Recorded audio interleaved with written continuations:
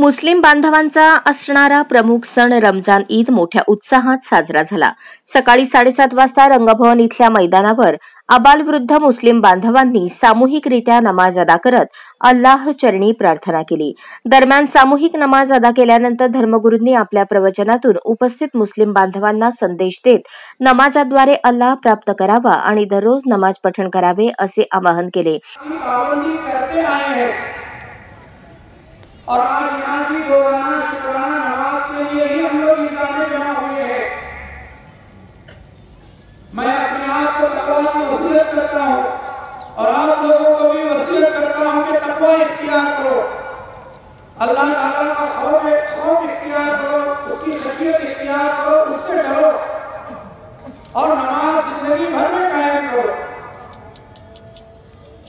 नमाज मेरे प्यारे भाइयों ये अल्लाह ताला से रिश्ता उस्तवार करने का सबसे बड़ा जरिया है, अल्लाह से ताल्लुक को जोड़ने का, अल्लाह से कुर्बत हासिल करने का, अपनी मुसीबतों परेशानियों को ज़ाहिर करने का सबसे बड़ा हथियार नमाज है। लेकिन मुझे अफसोस के साथ कहना पड़ता है, हमारी कौम के, हमारे मिल्लत के, उम्मत मोहम्मदिया के बहुत सारे अफराद इस नमाज के बाद फिर मस्जिद का रुख नहीं करते इल्ला कि जुमा की नमाज का वक्त आए।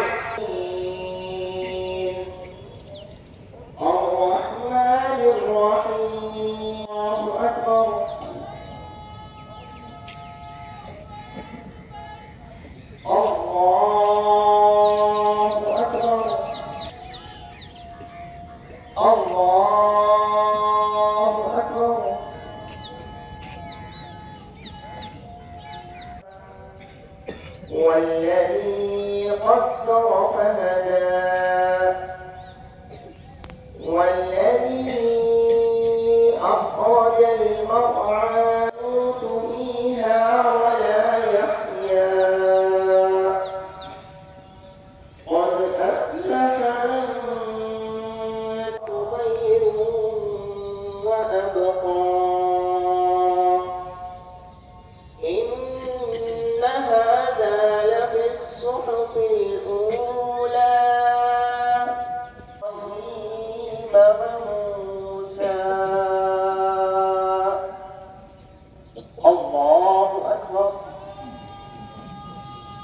या प्रसंगी उपस्थित मुस्लिम बांधवांनी एकमेकांना रमजान ईदच्या शुभेच्छा देऊन गळाभेट घेतली। तत्पूर्वी रंगभवन ईदगाह मैदान परिसरात कोणताही अनुचित प्रकार घडू नये यासाठी पोलीस बंदोबस्त तैनात करण्यात आला होता।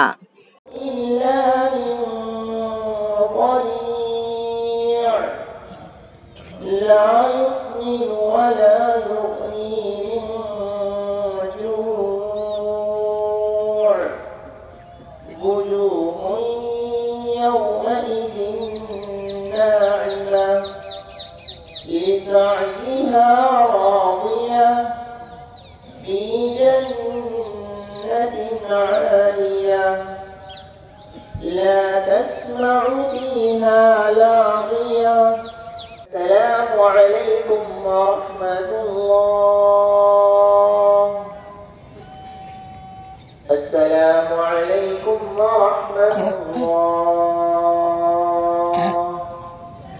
الله الله أكبر لا إله إلا الله والله أكبر الله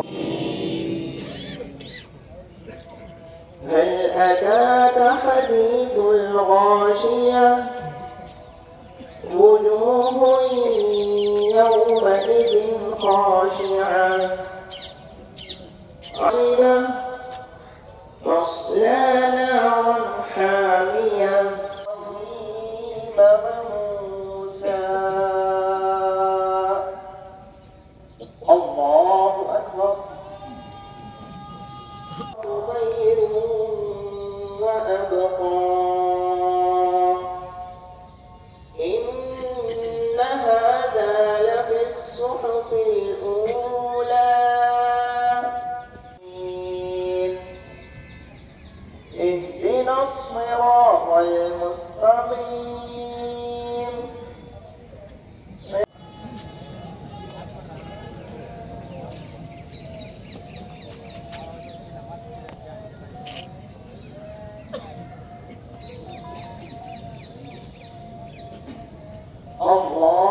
الله أكبر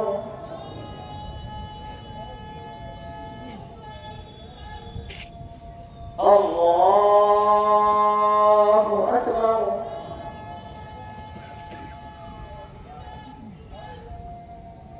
الله